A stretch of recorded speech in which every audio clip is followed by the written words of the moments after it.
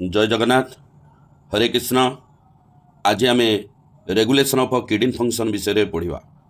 ये किडनी को किए रेगुलेट करुच्चे, किडनी को किए चलाऊँ से विषय आम पुंखानुपुंख भाव में आलोचना करवा।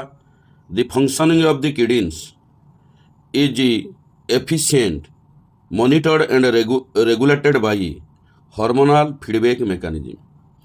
से कही ए किडनी फंक्शन को मॉनिटर आउ रेगुलेट करने हार्मोनल फीडबैक मेकानिज्म काम करुच्चे। Hormonal feedback mechanism involving hypothalamus JGA to certain extent अर्थात आल्डोस्टेरन आउ दी हार्ट।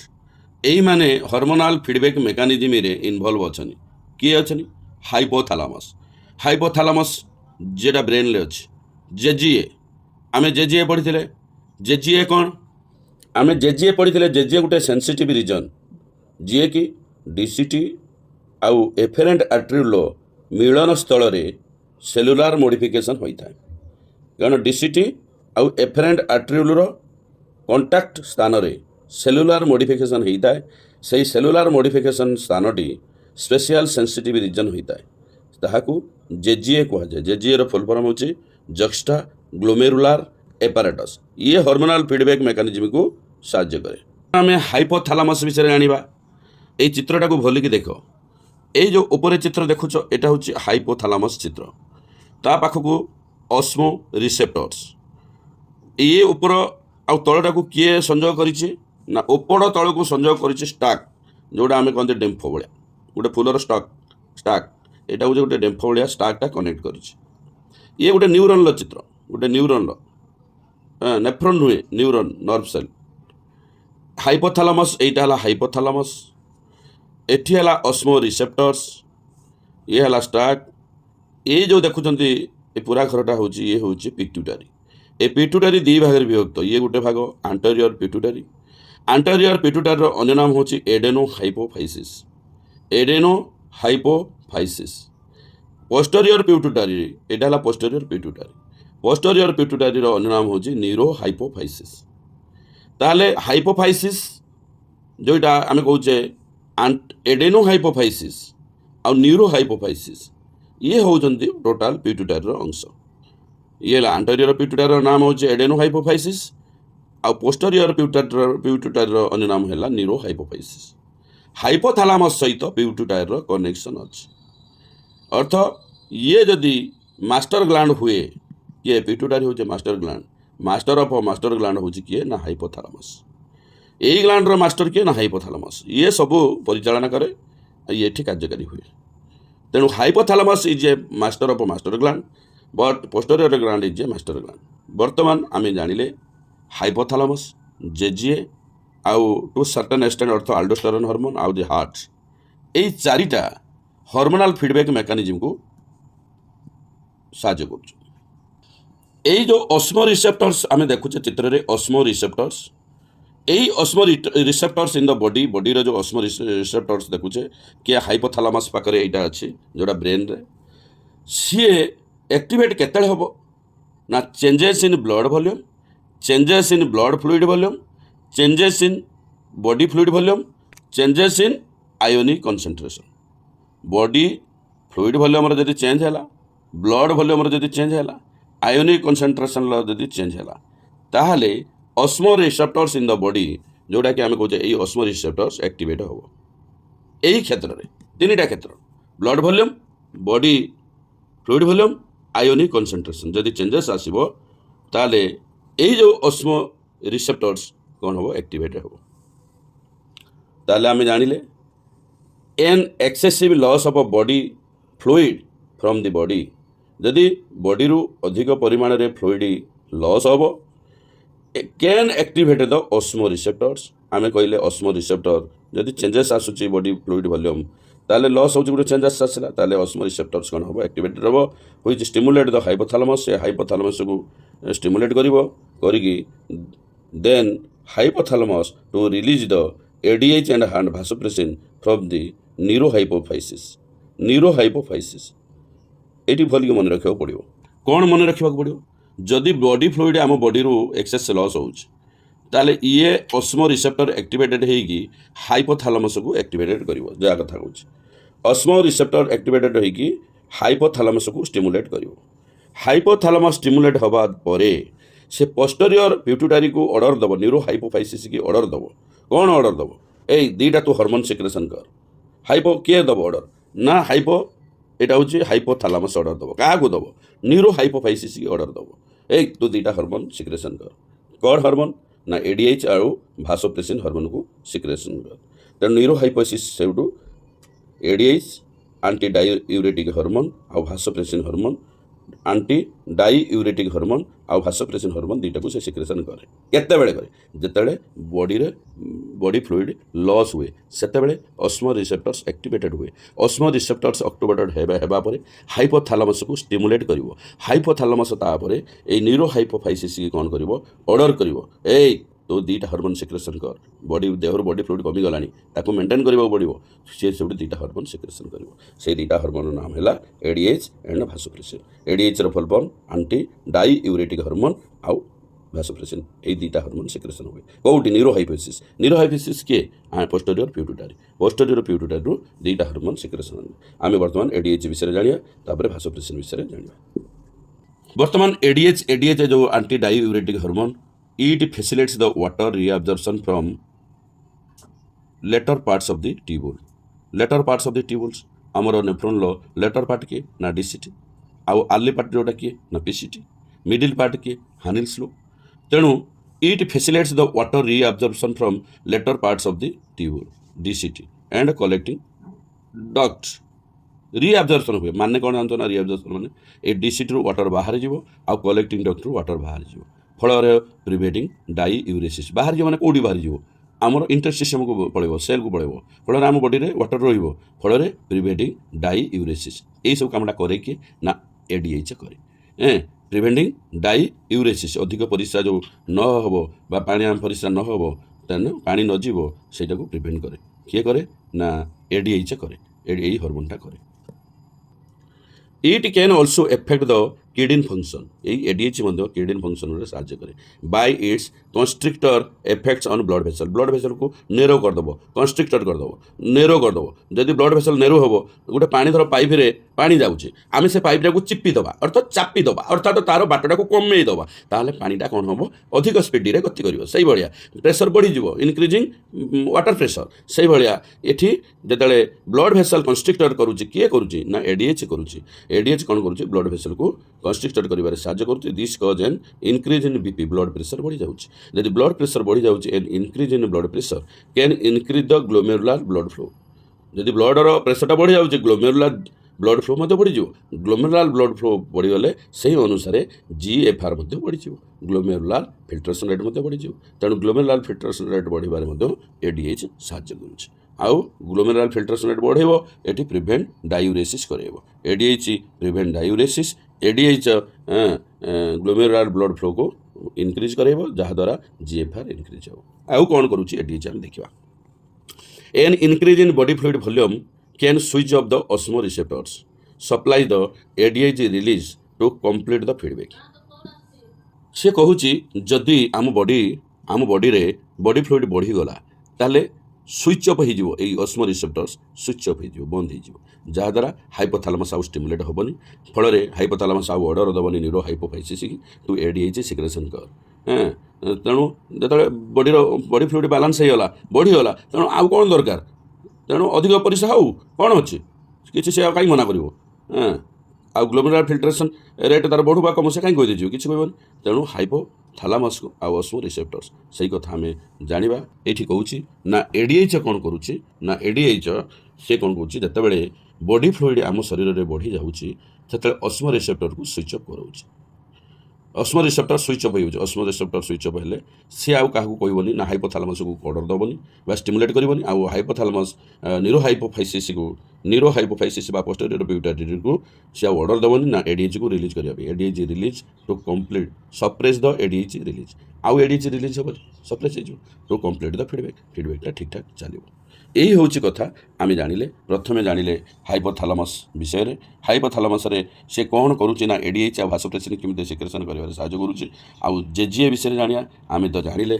जेजीए हूँ आम कौन कौ जगह ना डीसीटी आउ एफरेंट आर्टेरियोल मिलन स्थल सेलुलार मॉडिफिकेशन होउची सही सेलुलार मॉडिफिकेशन सेंसिटिव एरिया ताहाकू कहा जाए JGA juxtaglomerular apparatus plays a complex regulatory role a fall in glomerular blood flow जिते ग्लोमेरुलर ब्लड फ्लो कमी जाए और ग्लोमेरुलर ब्लड प्रेशर कमी जाए और जीएफआर कमी जाए can activate the JG cell को एक्टिवेट करे कौन पाई एक्टिवेट करे ना टू रिलीज रेनिन एंजाइम यही कथा आम जानी रेनिन विषय आम जानी रेनिन विषय आम जानी कौन रेनिन विषय आम जानी देख जब आम यहाँ आम जेजे पढ़ला बेले पढ़ी a fall in GFR can activate the JG cell to release renin which can stimulate the glomerular blood flow thereby GFR back to normal ए जीएफआर जो कमी जाई थाए glomerular blood flow rate glomerular filtration rate जिते कमी जाए सेतेबेले JG cell activate हुए जेजी सेल एक्टिवेट हेल्ले रेनिन सिक्रेशन हुए रेनिन सिक्रेशन होवा द्वारा ग्लोमेरुलर ब्लड फ्लो बढ़े ग्लोमेरुलर ब्लड फ्लो जीएफआर जो कमी जाए पुणी नॉर्मल स्थान को फेरी आसे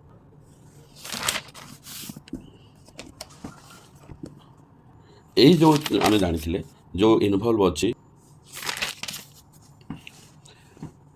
यही जो अल्डोस्टेरोन आम जानिले एंजियोटेंसिन 2 एक्टिवेट द क्या एक्टिवेट कर एड्रेनाल कोर्टेक्स को एक्टिवेट कर आमर कोर्टेक्स मेडुला अच्छे एड्रेनाल कोर्टेक्स माने किडनी ऊपर एड्रेनाल ग्लैंड अच्छे से एड्रेनाल कोर्टेक्स को कौन कर अल्डोस्टेरोन एक्टिवेट कर to release aldosterone hormone aldosterone को सिक्रेशन करे किए करे एंजियोटेंसिन 2 यहाँ कौटी सिक्रेशन होची से किडनी सिक्रेशन जो जीएफआर फॉल होते जेजी सेल रेनिन सिक्रेशन करुच्ची रेनिन एंजियोटेंसिनोजेन को ब्लड थी एंजियोटेंसिनोजेन को एंजियोटेंसिन 1 रे कन्वर्ट करोच फर्दर एंजियोटेंसिन 2 रे कन्वर्ट होची तेणु से एंजियोटेंसिन 2 गोटे हूँ पावरफुल भासो कंस्ट्रिक्टर तेणु सी कौन करुच्ची angiotensin 2 activate the adrenal cortex को एक्टिवेट करुच्ची टू रिलीज अल्डोस्टेरोन हार्मोन को सिक्रेशन करुच्ची से अल्डोस्टेरोन हार्मोन कजेस कौन कर reabsorption of sodium and water from the distal parts of the tubule ऑटो डीसीटी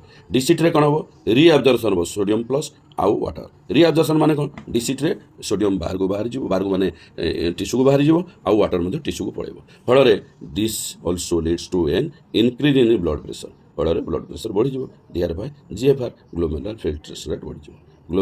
फिल्ट्रेशन रेट बढ़ी तेणु आम जाने aldosterone causes reabsorption of sodium ion and water from the distal parts of the convoluted tubule.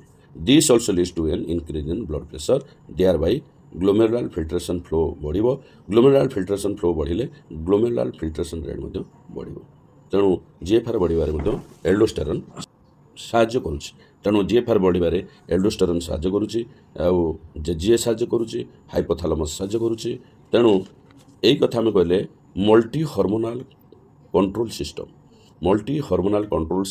complex mechanism is generally known as the renin angiotensin mechanism ये जो multi hormonal complex आम जानिले control system multi hormonal control system known as the renin angiotensin mechanism और renin angiotensin aldosterone system RAAS RAAS आर होची renin angiotensin aldosterone system तेणु आम जानिले multi hormonal control system this complex mechanism is generally known as the renin angiotensin mechanism or renin angiotensin aldosterone system. renin angiotensin mechanism जहाँ रास मध्य से rennin angiotensin aldosterone system से ये हूँ आम जानिले कौ कथा ना एल्डोस्टेरोन विषय जानिले ताहले आमे जो कहूले এই hormonal feedback mechanism involve hypothalamus JGA to certain extent ମାନେ ଆଲ୍ଡୋଷ୍ଟେରୋନ୍ ଏହି ତିନିଟା ବିଷୟରେ ଆମେ ଜାଣିଗଲେ ତାପରେ ଲାଷ୍ଟରେ ଆମେ ଜାଣିବା ହାର୍ଟ ବିଷୟରେ ଜାଣିବା। ତେଣୁ ହାର୍ଟ ବିଷୟରେ ଜାଣିବା an increase in blood flow to the atria of the heart. କେତେଟା ଆର୍ଟ୍ରିଆ ଅଛି? ଦୁଇଟା ଆର୍ଟ୍ରିଆ ଅଛି। ଉପରେ ଦୁଇଟା, ତଳେ ହେଉଛି ଭେଣ୍ଟ୍ରିକିଲ୍, ଉପରେ ହେଉଛି ଆଟ୍ରିୟମ୍। ତେଣୁ ବହୁବଚନ ହେଉଛି atria. An increase in blood flow to the atria of the heart can cause the release of atrial natriuretic factor ANF ଗୋଟେ ହର୍ମୋନ୍। ଯେତେବେଳେ ବ୍ଲଡ଼ ଆଟ୍ରିୟମକୁ ପ୍ରବେଶ କରେ, ଦୁଇଟା ଆଟ୍ରିୟମକୁ ପ୍ରବେଶ କରେ, ଆଟ୍ରିଆକୁ ପ୍ରବେଶ କରେ, ସେତେବେଳେ ANF ହର୍ମୋନ୍ ସିକ୍ରେସନ୍ ହୁଏ, ରିଲିଜ୍ ହୁଏ। ଆଟ୍ରିଆଲ ନାଟ୍ରିୟୁଟ୍ରିକ୍ ହର୍ମୋନ୍, ନାଟ୍ରିୟୁରେଟିକ୍ ହର୍ମୋନ୍। ତେଣୁ ଆଟ୍ରିଆଲ ନାଟ୍ରିୟୁରେଟିକ୍ ଫ୍ୟାକ୍ଟର ହର୍ମୋନ୍ ସିକ୍ରେସନ୍ ହୁଏ, ANF ସିକ୍ରେସନ୍ ହୁଏ। କେତେବେଳେ ହୁଏ? ଯେତେବେଳେ ବ୍ଲଡ଼ ଫ୍ଲୋ ଆଟ୍ରିଆରେ ଇନକ୍ରିଜ୍ ହୁଏ। ଆଟ୍ରିଆରେ ବ୍ଲଡ଼ ଫ୍ଲୋ, ହାର୍ଟର ଆଟ୍ରିଆରେ ବ୍ଲଡ଼ ଫ୍ଲୋ ଯେତେବେଳେ ଇନକ୍ରିଜ୍ ହୁଏ ସେତେବେଳେ ANF ରିଲିଜ୍ ହୁଏ। ANF ମାନେ କ'ଣ? ଆଟ୍ରିଆଲ ନାଟ୍ରିୟୁରେଟିକ୍ ଫ୍ୟାକ୍ଟର। ଆଟ୍ରିଆଲ ନାଟ୍ରିୟୁରେଟିକ୍ ଫ୍ୟାକ୍ଟର ANF ରିଲିଜ୍ ହୁଏ। এই NF ରିଲିଜ୍ ହୁଏ which opposes the regulation by RAS। ଯେ ରାସ୍ ଦ୍ୱାରା ଯେଉଁ ରେଗୁଲେସନ୍ ହେଉଥାଏ ତାକୁ ସେ ଅପୋଜ୍ କରେ। କିଏ? NF କରେ। ଆଉ କ'ଣ କରେ? Can cause vasodilation. ସେ ଯେଉଁ ଚାପି ଦେଉଥିଲା, ଭାସୋ କନଷ୍ଟ୍ରିକ୍ଟର କରୁଥିଲା, ଇଏ ଭାସୋ ଡାଇଲେସନ୍ କରିବ। ଅର୍ଥ ଡାଇଲେସନ୍ ଅଫ୍ ବ୍ଲଡ଼ ଭେସଲକୁ ସେ ଖୋଲିଦେବ, ପୁରା ଖୋଲା ମେଲା କରି ରଖିବ। ଦେୟାର ବାଇ, ଫଳରେ ଡିକ୍ରିଜ୍ ଦ ବ୍ଲଡ଼ ପ୍ରେସର କମିଯିବ। ତେଣୁ ANF mechanism therefore act as check on the renin angiotensin mechanism RAS। এই ରାସ୍କୁ ରାନିନ୍ ଏଞ୍ଜିଓଟେନ୍ସିନ୍ ମେକାନିଜିମ୍ ରାସ୍କୁ ଚେକ୍ କରିବା ପାଇଁ ସେ NF ମେକାନିଜିମ୍ର ଆବଶ୍ୟକ ଥାଏ। ସେ ରେନିନ୍ ଆଞ୍ଜିଓଟେନ୍ସିନ୍ ମେକାନିଜିମ୍ କ'ଣ କରେ ନା ଭାସୋ କନଷ୍ଟ୍ରିକ୍ଟର କରିଦିଏ, ବ୍ଲଡ଼ ପ୍ରେସରକୁ ବଢ଼ାଇ ଦିଏ। କିନ୍ତୁ NF କ'ଣ କରେ ନା ଭାସୋ ଡାଇଲେସନ୍ କରେ, ଡାଇଲେସନ୍ ଅଫ୍ ବ୍ଲଡ଼ ପ୍ରେସର, ଯାହାଦ୍ୱାରା ଡିକ୍ରିଜ୍ ଦ ବ୍ଲଡ଼ ପ୍ରେସର। ତେଣୁ NF mechanism therefore act as check on the renin angiotensin mechanism। ଅର୍ଥାତ୍ ରାସ୍କୁ ଚେକ୍ ଅନ୍ କରିବା ପାଇଁ ANF ର ଆବଶ୍ୟକତା ପଡ଼ିଥାଏ। ANF କିଏ? ନା ଆଟ୍ରିଆଲ ନାଟ୍ରିୟୁରେଟିକ୍ ଫ୍ୟାକ୍ଟର। ଇଏ ଗୋଟେ ହର୍ମୋନ୍ ହାର୍ଟରେ ସିକ୍ରେସନ୍ ରିଲିଜ୍ ହୁଏ। କେତେବେଳେ?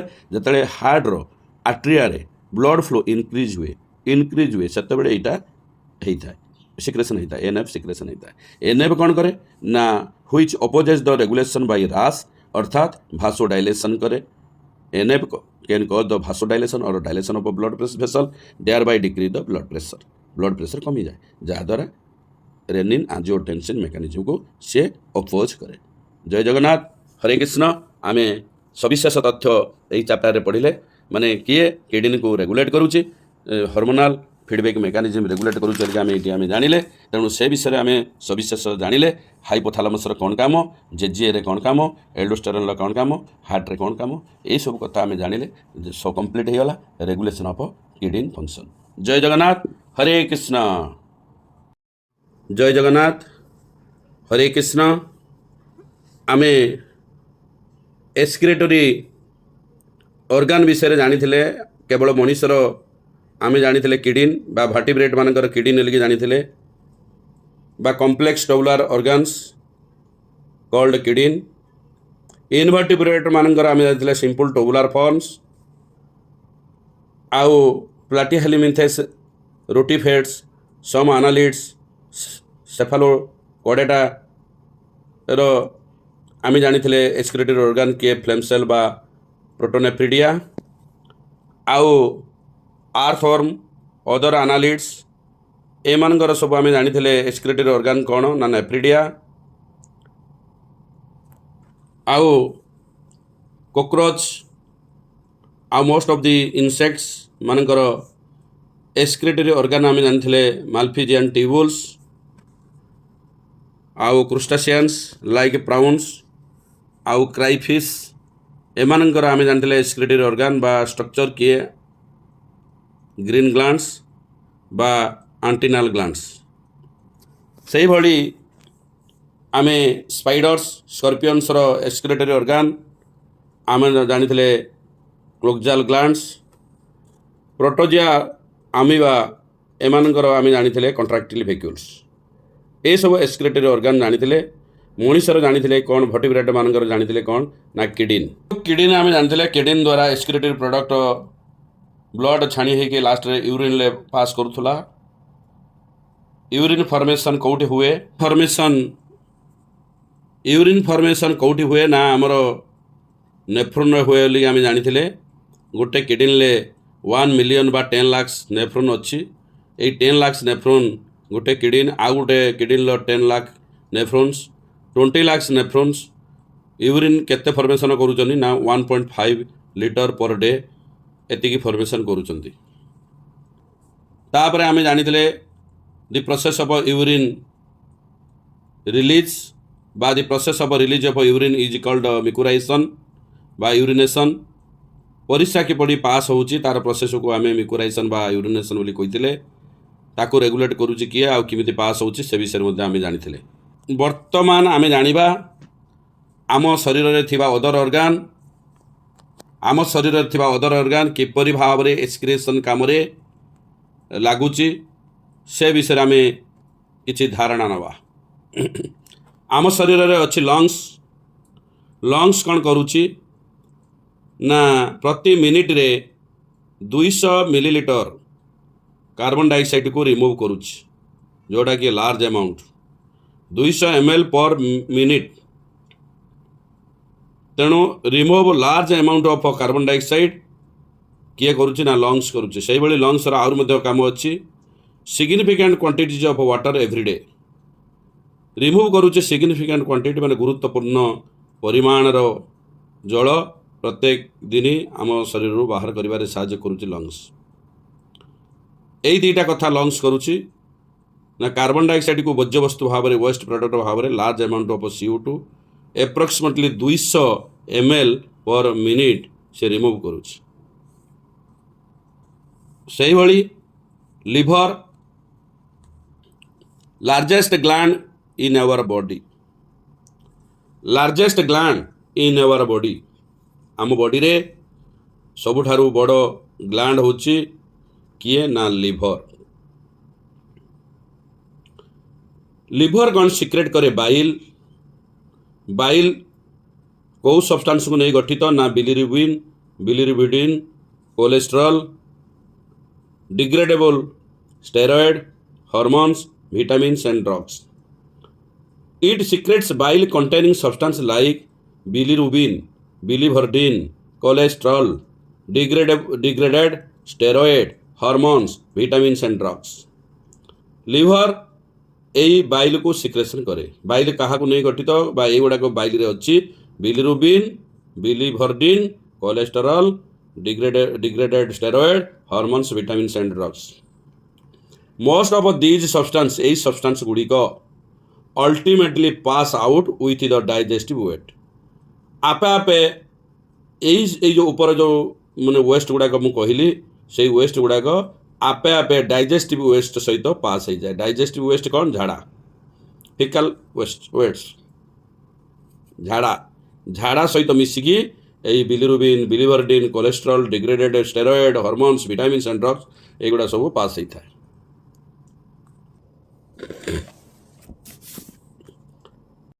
जय जगन्नाथ हरे कृष्ण आमे जानिले लंग्स विषय रे लंग्स किपरि एक्सक्रीटरी ऑर्गन आकार रे काम करूची बा एक्सक्रीशन करूची लिवर केमिति करूची तापर आमे आसेले स्किन रो दीटा ग्लैंड अछि गुटे होची स्वेट ग्लैंड आ गुटे होची सेबासियस ग्लैंड स्वेट ग्लैंड रे स्वेट सिक्रेशन होची एई स्वेट केमितिया ना पानिया तरल पदार्थ जोथरे सोडियम क्लोराइड आ अल्प संख्यक यूरिया और लैक्टिक एसिड मिसिकी थाए तले a watery fluid containing sodium chloride small amounts of urea and lactic acid माने sweat watery fluid containing sodium chloride small amount of urea and lactic acid थाए यही जो स्वेट रो मेन फंक्शन कौन ना main function होची आम body को ठंडा रखिबारे साहाय्य करे main function of sweat is to facilitate a cooling effect on the body आउ कौन ये जो एभव वेस्ट कहली स्वेट जो मिसिक रही वेस्ट गुड़ाक sodium chloride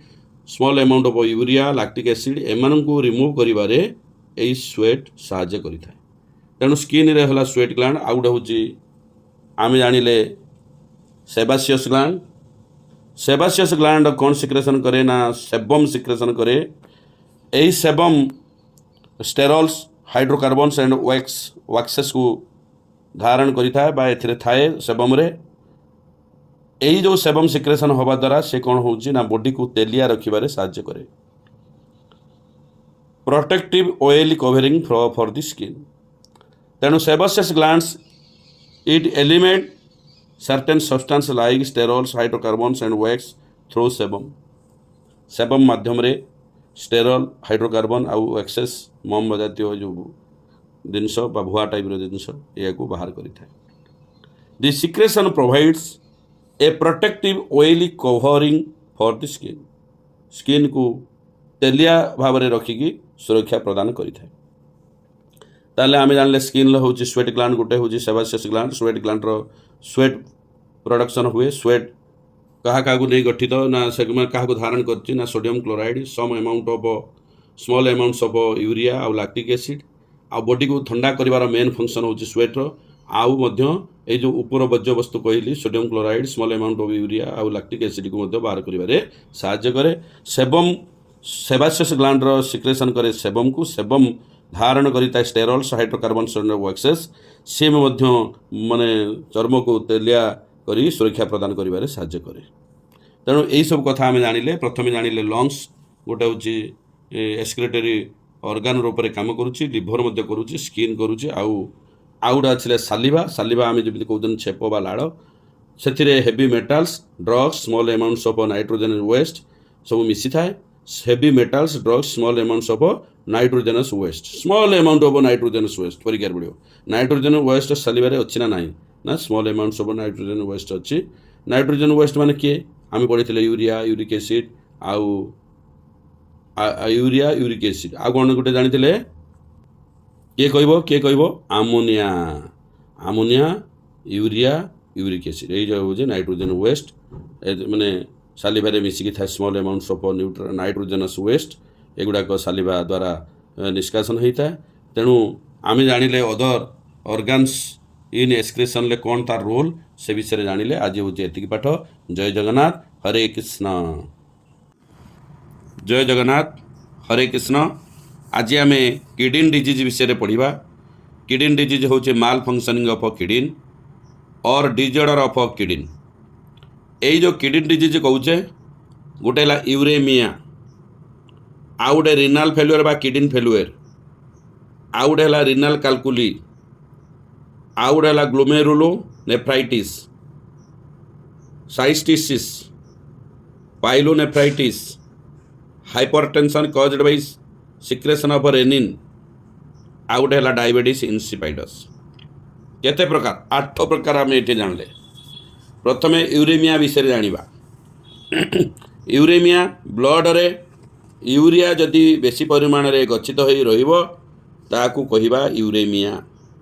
accumulation of urea in blood is called uraemia.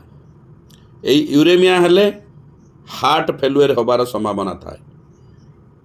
कौन हार्ट फेलुअर रंग हार्ट फेलुअर नुहे किडनी फेलुअर होबार संभावना थाए।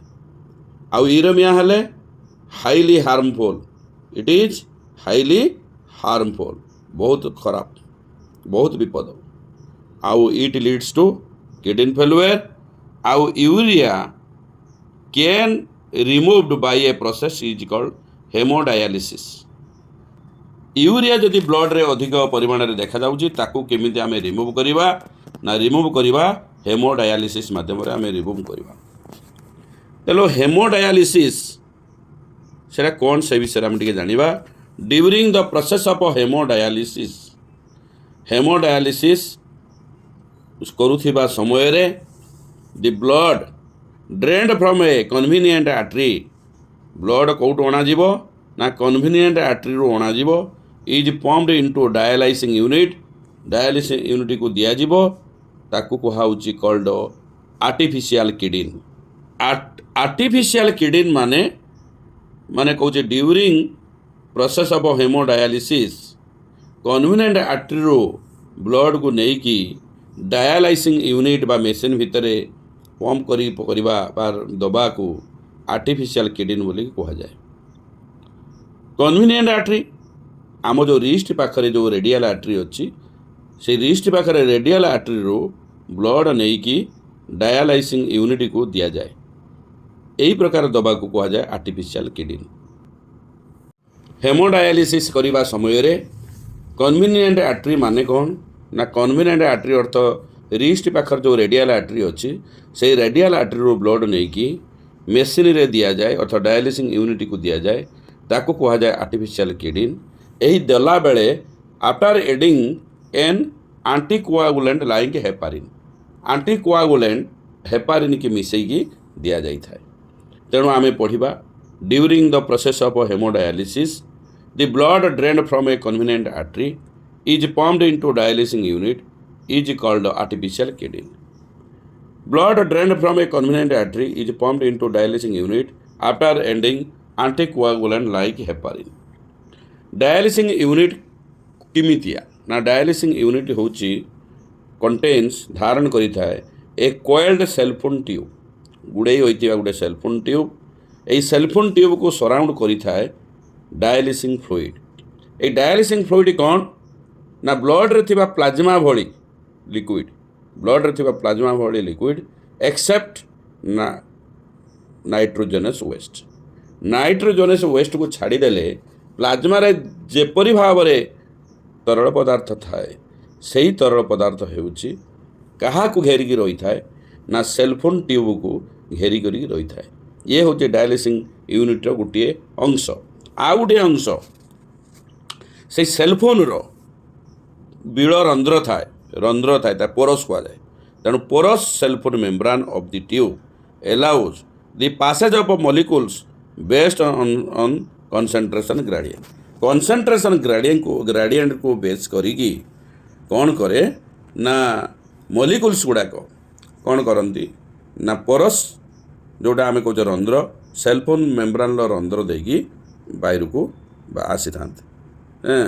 ए nitrogen waste are absent in the dialysing fluid these substances freely move out thereby clearing the blood. जेहेतु dialysing fluid रे कौन नहीं डायालिसिंग फ्लूइड रे नाइट्रोजन वेस्ट नहीं तेणु ब्लड रू डायालिसिंग फ्लूइड को कौन करिवो नाइट्रोजन वेस्ट गुड़ा पलि आसिबो जो द्वारा ब्लडटा परिष्कार हो क्लीयरिंग द ब्लड। आमे एबे वर्तमान जानिले आमे कहिबा डायालिसिस यूनिट धारण करिछि गोटे कोएल सेलफोन ट्यूब। एई कोएल सेलफोन ट्यूब गुड़े तुड़े होइतिबा सेलफोन ट्यूब चतुर्पार्श्व रे डायालिसिंग फ्लूइड धारण करिथाए। एई डायालिसिंग फ्लूइड कौन करे ना प्लाज्मा भली लिक्विड जी से कौन न थाए ना नाइट्रोजन वेस्ट न थाए प्लाज्मा भलिया लिक्विड से नाइट्रोजन वेस्ट न थाए आउ सब थाए सी कौन करे ना ए कोएल सेलफोन ट्यूब को चारि चतुर्पार्श्व रे घेरिकी रही थाए। सेकेंड पार्ट होची सही जो सेलफोन अच्छी से सेलफोन रे रंध्र थाए सेलफोन मेम्ब्रान रंध्र थाए सही रंध्र देकी कौन हुए ना रक्त रे थिबा नाइट्रोजन वेस्ट कौन डायालिसिंग यूनिट को पड़े आसे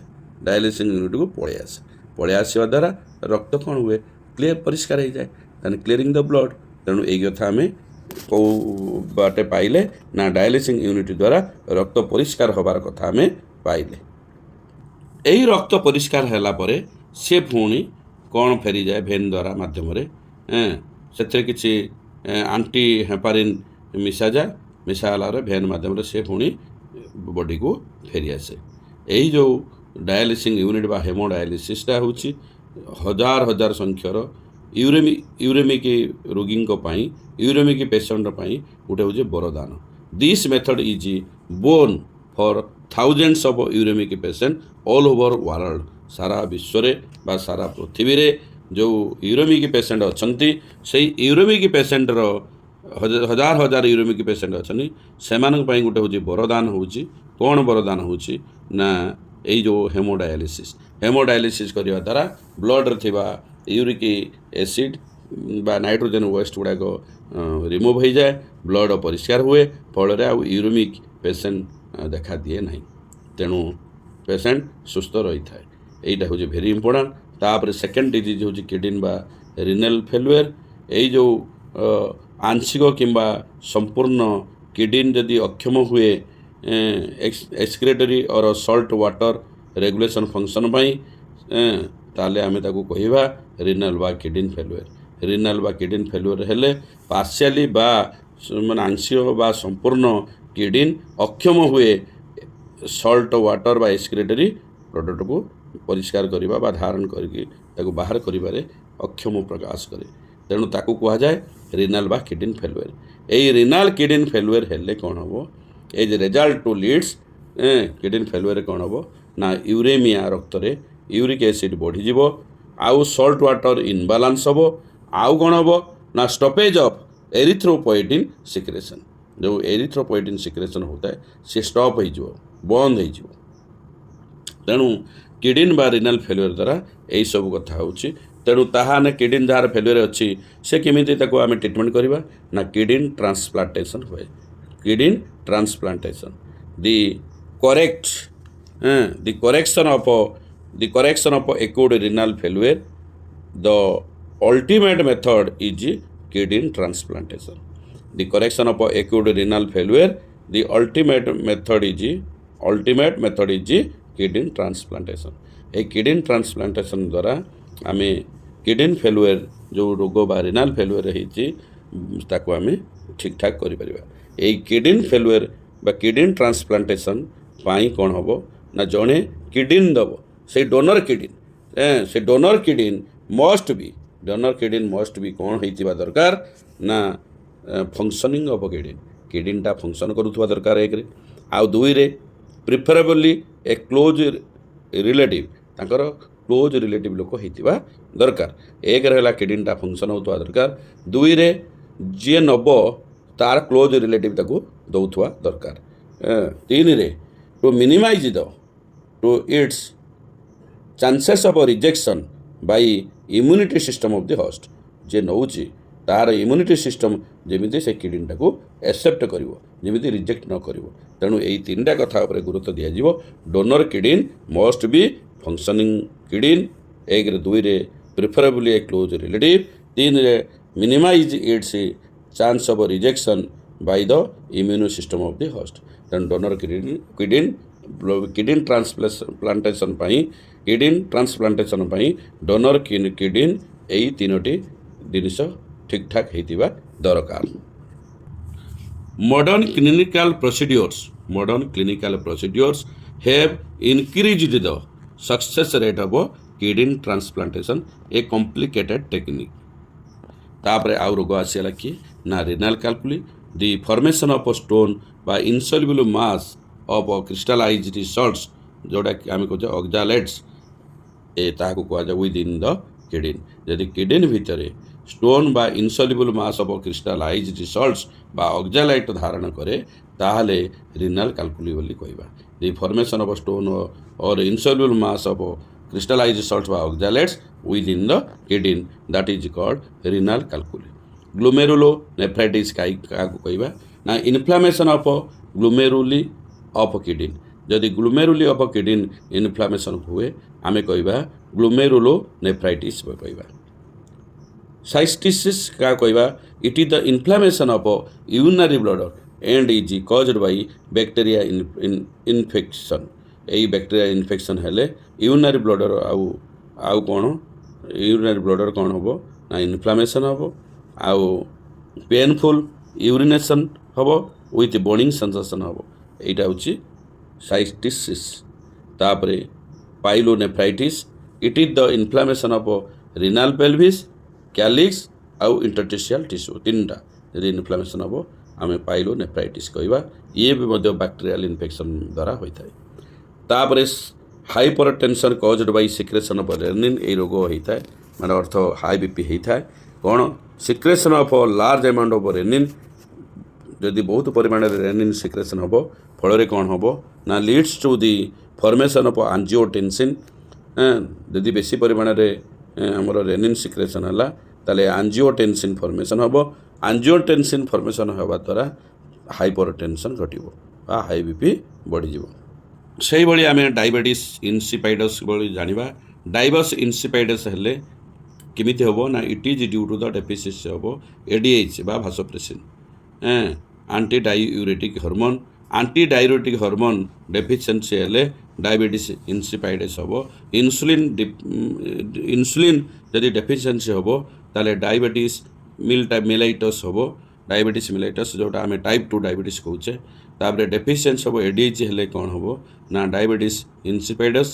ଲକ୍ଷଣ ହେବ କ'ଣ ନା ବ୍ଲଡ଼ରେ ଗ୍ଲୁକୋଜ୍ ନର୍ମାଲ୍ ରହିବ, ୟୁରିନ୍ରେ ଗ୍ଲୁକୋଜ୍ ଯିବ ନାହିଁ, କିନ୍ତୁ ବାରମ୍ବାର ୟୁରିନ୍ ପରିସ୍ରା ହେବ ଆଉ ୟୁରିନ୍ଟା ଟେଷ୍ଟଲେସ୍ ଥିବ, ଯାହାଦ୍ୱାରା ଡିହାଇଡ୍ରେସନ୍ ପେସେଣ୍ଟ ହେଇଯିବ ଆଉ ତୃଷାର୍ତ୍ତ ହେଇଯିବ, ଥ୍ରାଷ୍ଟି ମଧ୍ୟ ହେଇଯିବ। ତେଣୁ ଡାଇବେଟିସ୍ ଇନସିପାଇଡସ୍ ହେଲେ ଏହିସବୁ କଥା ଦେଖାଦିଏ। ଆଉ କିଛି ରୋଗ ବିଷୟରେ ଆମେ ଜାଣିବା ସମ୍ ଡିଜିଜ୍। ଗୋଟେ ହେଉଛି ଆଲାକ୍ଟୋନୋରିଆ। ଆଲାକ୍ଟୋନୋରିଆ ହେଲେ ବ୍ଲାକ୍ ୟୁରିନ୍ ଡିଜିଜ୍ କୁ କୁହାଯାଏ। ଆଲାକ୍ଟୋନୋରିଆ ଏକ୍ସେସ୍ ବା excretion of large amount of alkapton in urine caused by gene mutation. Gene mutation ଯଦି ଜିନ୍ ପ୍ରୋବ୍ଲେମ୍ ହେବ ଆଲାକ୍ଟୋନୋରିଆ ହେବ ବା ବ୍ଲାକ୍ ୟୁରିନ୍ ଡିଜିଜ୍ ଦେଖାଦେବ। ଆଉ ରକ୍ତରେ ପରିସ୍ରା ପଡ଼ିବା, ରକ୍ତରେ ହରିବଲ୍ ୟୁରିନ୍ରେ ରକ୍ତ ପଡ଼ିବା ବା ପରିସ୍ରାରେ ବ୍ଲଡ଼ ପଡ଼ିବା, ରକ୍ତ ପଡ଼ିବା ବା RBC ଦେଖାଦେବା କୁ ହେମାଚୁରିଆ କୁହାଯାଏ। ତେଣୁ ପରିସ୍ରାରେ ରକ୍ତ ଯିବାକୁ ହେମାଚୁରିଆ କୁହାଯାଏ।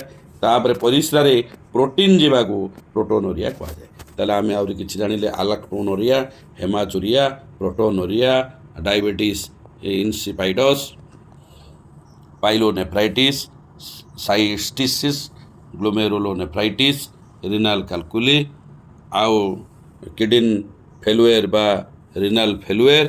ତାପରେ ଆମେ ଜାଣିଲେ ୟୁରେମିଆ। ଏଇ ଯେଉଁ କିଡନୀ ଡିଜିଜ୍ ବିଷୟରେ ଆମେ ଜାଣିବାକୁ ପାଇଲେ। ତେଣୁ ଆଜିର ପାଠ ସରିଲା, ଆଉ ଏକ୍ସକ୍ରିଟେଡ୍ ପ୍ରଡ଼କ୍ଟ ଆଣ୍ଡ ଏଲିମିନେସନ୍ ମଧ୍ୟ ସରିଲା। ଜୟ ଜଗନ୍ନାଥ, ହରେ କୃଷ୍ଣ।